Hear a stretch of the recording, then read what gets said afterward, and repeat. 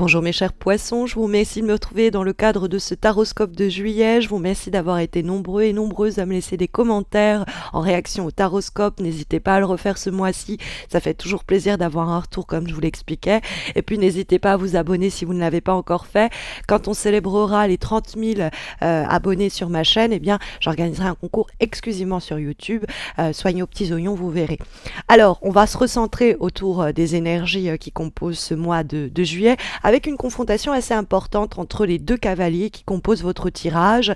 On a d'un côté le cavalier d'épée dans les obstacles, et puis dans les aspects positifs, on a le cavalier de coupe. Ce cavalier de coupe, il apparaît en effet dans les énergies recommandées, conseillées et favorisées en termes d'attitude et d'action. Mais ça peut aussi nous parler de quelque chose de positif qui va surgir à ce niveau-là.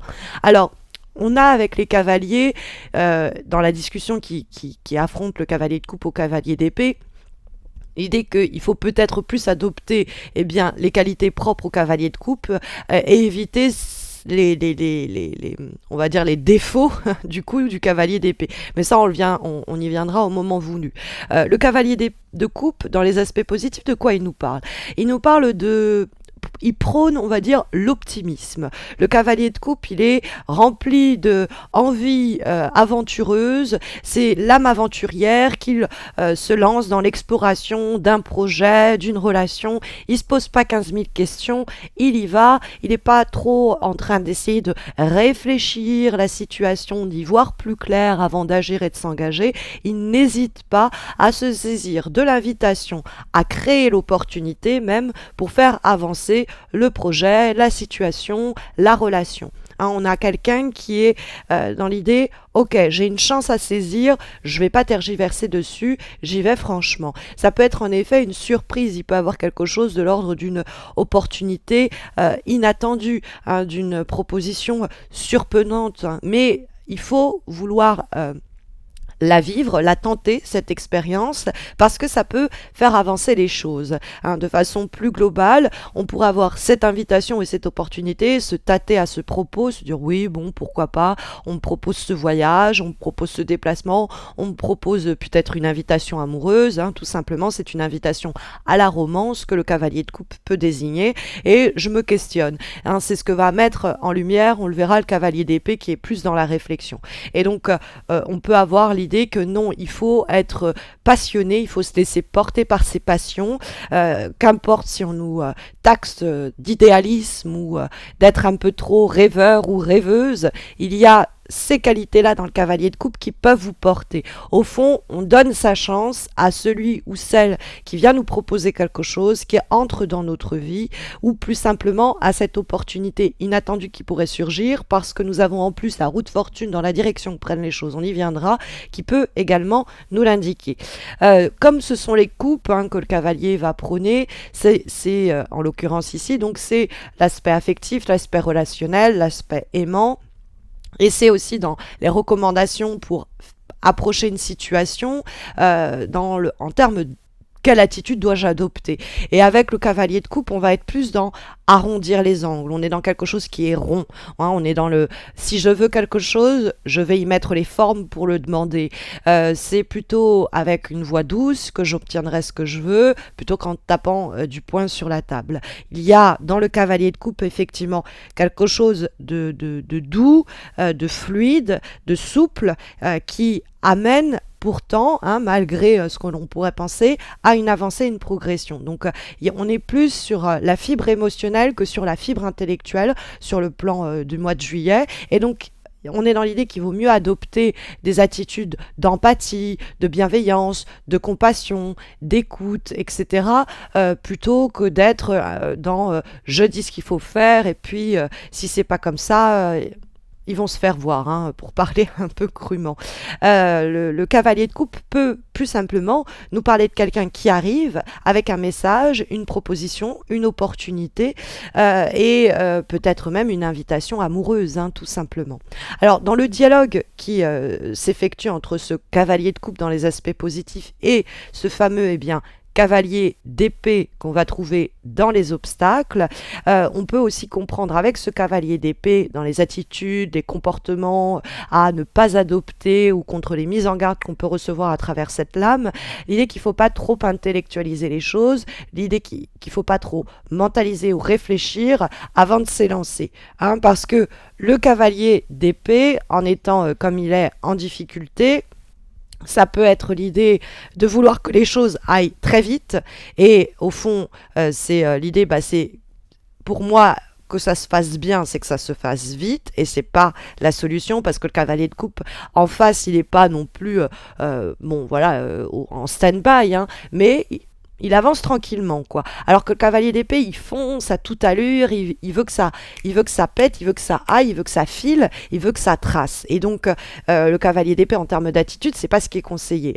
Il faut que les choses, se préparent, se mettent en place à leur rythme. Faut pas stresser la situation ou se laisser stresser par quelqu'un à propos de cette situation. Parce que la carte du cavalier d'épée, quand elle pose problème, ça peut être l'idée que la moindre chose nous monte très vite à la tête et ça crée des tensions, peut-être même sur le plan verbal, parce que le cavalier d'épée, c'est la communication en plus de l'intellect. Et donc, ça peut être l'idée qu'on pense trop les choses et que du coup, après, en termes aussi de communication, on dit des choses que les gens prennent pas forcément bien.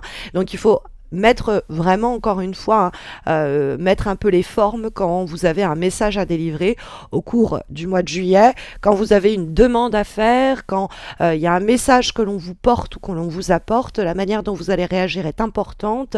Jouez plus la carte de la bienveillance, de l'écoute, de l'empathie. Écoutez l'autre, mettez-vous à la place de l'autre, même si il a fait des bêtises ou quoi. Essayez de vous mettre un peu à sa place plutôt que de le juger trop durement ou quoi au caisse. Alors, vous pourriez malheureusement être victime de ça. C'est-à-dire que vous pourriez être victime des propos acerbes de quelqu'un qui ne laisse rien passer, et ce serait plutôt un signe d'air, donc Gémeaux, Balance ou Verseau, et quelqu'un qui, bille en tête, pense qu'il sait mieux faire que vous, se pense plus intelligent que vous, et essaye de un petit peu vous dire quoi faire. Donc, ça peut susciter des tensions, des discussions assez vives, autour de choses pas très rationnelles. En plus, c'est souvent qu'on se noie dans un verre d'eau, c'est tempête dans un verre d'eau. Donc cette personne-là, faut la remettre en place gentiment, mais ne pas la laisser susciter du stress en vous ou dans la situation qu'ensemble vous traversez, à ne pas lui donner cet espace-là. Ça peut être aussi dans la discussion qui s'effectue, vous avez un projet, vous avez une envie d'histoire d'amour, et il y a éventuellement plusieurs personnes que l'on rencontre pour ce projet, pour s'associer, collaborer ou bien pour se mettre en couple éventuellement. Et dans le cadre de cette multitude de rencontres dont peut nous parler la roue de fortune également, il y a une rencontre clé qui peut vous apporter la satisfaction que vous espérez, nous dit également en vibration le 9 de coupe, mais c'est dans ce cas-là, plutôt dans l'idée de vous tourner quelqu'un de votre signe, donc quelqu'un poisson également, ou alors plus simplement un scorpion ou un cancer, puisque le cavalier de coupe va les représenter, ou justement évincer des signes d'air, Gémeaux, Balance, Verseau, qui n'aideraient pas votre projet, ou avec qui de toute façon vous ne pourrez pas concrétiser une relation d'amour, tout simplement. Donc ça peut être aussi deux personnes qui arrivent avec deux propositions ou qui arrivent toutes deux dans votre vie en rapport à un projet ou en rapport à une thématique amoureuse, professionnelle. Et donc il y a le conseil très fort qui vous est donné de plutôt tourner le dos à ce signe d'air pour ouvrir les bras à ce signe d'eau avec qui vous avez plus de chances de vous entendre, de vous comprendre et de faire avancer la relation en question, le projet en question. Après, le cavalier d'épée, effectivement, il nous dit de nous méfier de ceux qui vont nous approcher pour essayer un peu de nous retourner la tête. Parce que cavalier d'épée, c'est fréquemment quelqu'un qui utilise bien les mots aussi, des fois, pour essayer de nous manipuler. Donc pareil, faut rester solide et faut regarder un peu quelles sont les intentions qui amènent cette personne à essayer de nous séduire de façon qui éveille nos soupçons, quoi. Ça peut être quelqu'un qui essaye de vampiriser l'attention aussi. Le le cavalier d'épée. Mais c'est vrai que cavalier de coupe, cavalier d'épée, bon, dans la rencontre de ces deux personnes, on a compris que mieux vaut se tourner vers cavalier de coupe. Et puis, surtout dans la manière dont on va mener ces prochaines semaines, mieux vaut adopter l'attitude du cavalier de coupe, être dans l'émotionnel, dans le ressenti, plutôt que d'être dans l'intellect, le psychologique.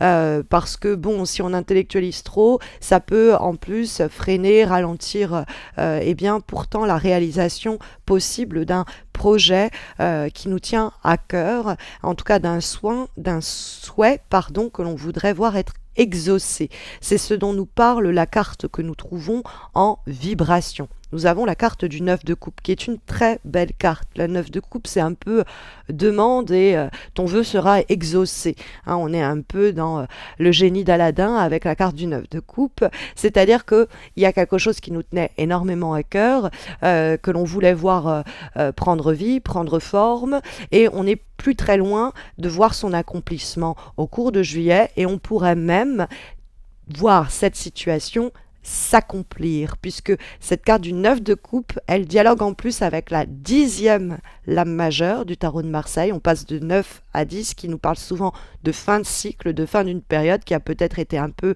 haletante, délicate, difficile sur le plan mental et intellectuel, mais on a à portée de main l'accomplissement de quelque chose qui nous tient à cœur. Le 9 de coupe, c'est tous les espoirs sont permis, et toutes les intentions que l'on a émises depuis quelque temps, et notamment en juillet, eh bien, peuvent se réaliser, se concrétiser, se matérialiser. On obtient ce que l'on voulait. Hein, il y a avec la carte du 9 de coupe qu'il est possible pour vous, au cours de juillet, de voir un objectif qui vous tenait à cœur depuis longtemps déjà, être à portée de main. Il va falloir foncer. Mais alors, pas en réfléchissant trop les choses, hein, le cavalier d'épée, mais plus en ressentant, peut-être il y a quelque chose aussi d'intuitif à aller chercher, parce que la carte du 9 de coupe, elle aussi, elle est portée sur l'émotionnel, elle va communiquer avec le cavalier, et elle va permettre de voir des tensions se dissoudre,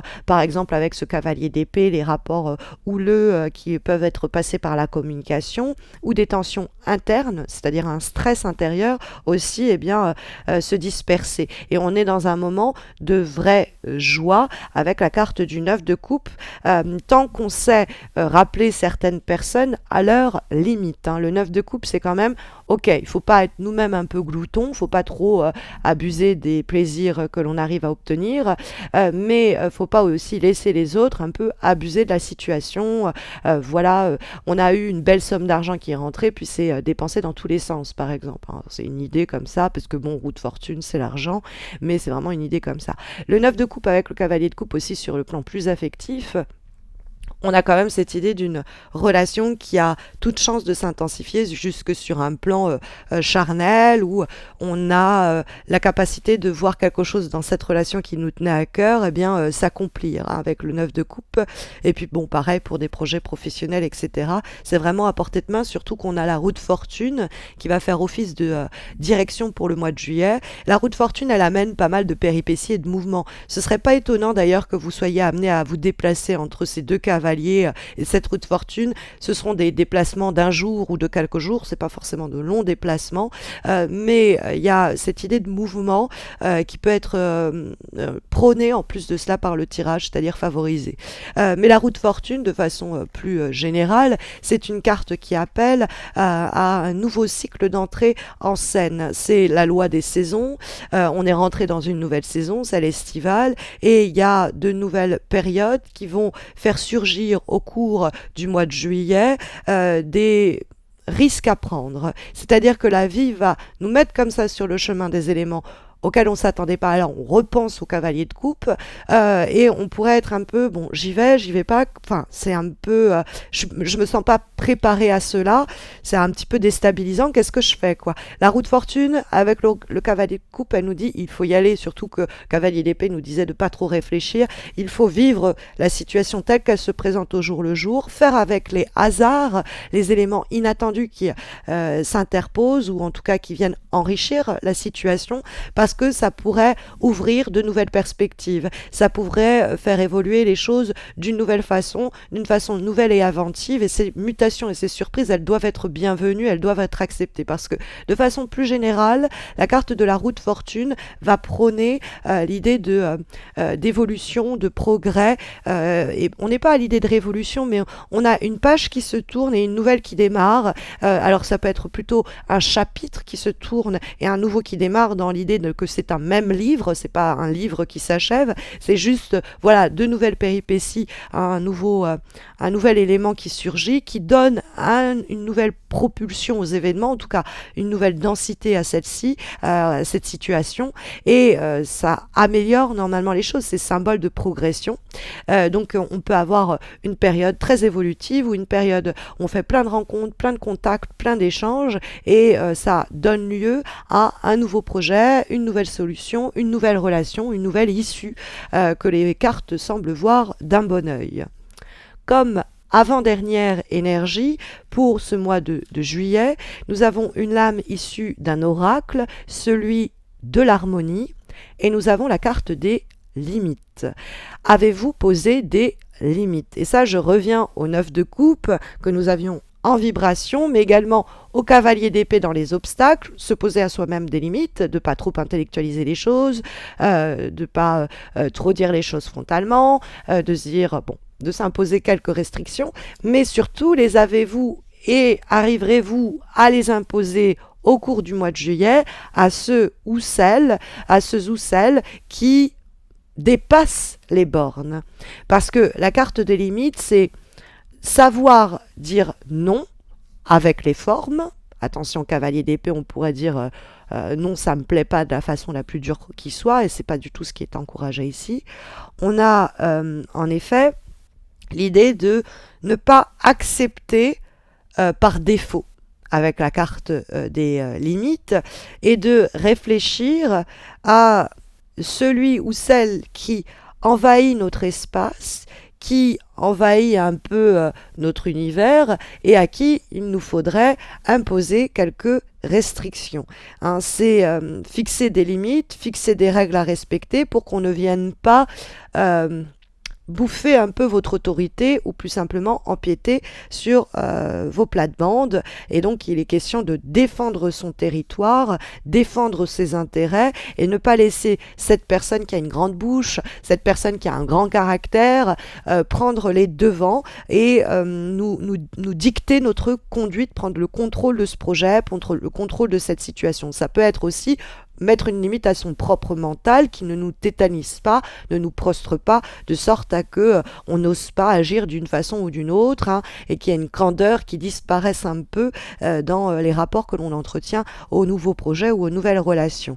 Hein, y a cette idée-là de soit savoir se défendre contre celui qui viendra un petit peu trop nous astiquer, ou un peu trop empiéter sur nos affaires, et également se fixer à soi-même quelques règles, se fixer des limites qui nous sont propres, et les respecter, hein, en termes par exemple prendre soin de son corps, prendre soin de son stress, prendre soin de si, et de se dire ok, sur ces situations il faut pas trop que je réfléchisse, faut pas trop que je dise ce que je pense comme ça sorte, parce que ça pourrait faire des dégâts. Bref, certaines limites, restrictions qui vont nous faire plus de bien que de mal pour les semaines à venir. Et comme dernier conseil, dernière recommandation pour ce mois de juillet, nous avons une lame issue du jeu Umrazai, et nous avons la carte la Mandorle, hein, et qui parle en fait des petits espaces dans lesquels étaient insérés des personnages sacrés et saints, hein, en forme d'amande. En fait, la mandorle en italien ça veut dire l'amande, mais bon, de quoi nous parle cette carte qui nous dit la lumière a traversé la matière et cette dernière s'est ouverte? Ça nous parle du chemin que l'on a parcouru, du poids des souvenirs, des sentiments, des émotions, des mémoires, de la lourdeur, des vieilles blessures que nous portions en nous, et qui sont en passe en juillet à être transformées, dont nous pourrons nous débarrasser. Peut-être qu'il y a certaines attitudes et comportements que l'on a et que l'on a adopté depuis déjà un bout de temps, liées à certains peut-être blessures ou quoi, dont on est en capacité de se délester. On le voit bien dans les comportements et attitudes, réactions qu'on va adopter en juillet, et ça va peut-être un sentiment de satisfaction, voire presque de fierté, de se dire purée, en fait, cette situation, je l'aurais vécue il y a un an, j'aurais réagi mais complètement différemment, j'aurais été plus dans le cavalier d'épée que dans le cavalier de coupe, et je vois que le travail a été fait. Et donc il y a un vrai un sentiment de satisfaction sur, de façon concrète, voir comment j'ai progressé, comment je suis en train de me libérer, de guérir intérieurement de certaines situations qui m'avaient ankylosée, ou en tout cas un petit peu fait buter, hein. Y a cette idée que le parcours d'ailleurs à ce niveau-là a été très long. On a eu pendant ce long chemin le sentiment que ça avançait pas, ou qu'on avançait vraiment un tout petit pas à tout petit pas, mais on a une situation au cours du mois de juillet qui nous montre l'état de cette progression de façon concrète dans notre manière d'agir et de réagir avec les situations et événements qu'on va rencontrer.